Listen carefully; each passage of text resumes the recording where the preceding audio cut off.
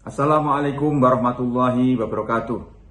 Saya Muhajir Effendi, Menteri Koordinator Bidang Pembangunan Manusia dan Kebudayaan, ikut menyambut dengan gembira atas kehadiran dan keikutsertaan Hizbul Wathan Football Club dalam kompetisi Liga 2 PSSI tahun 2021-2022. Semoga Hizbul Wathan Football Club dapat meraih kejayaan kembali setelah pada eranya klub ini telah berhasil melahirkan atlet-atlet sepak bola nasional yang memiliki reputasi internasional.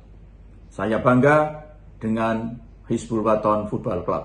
Wassalamualaikum warahmatullahi wabarakatuh.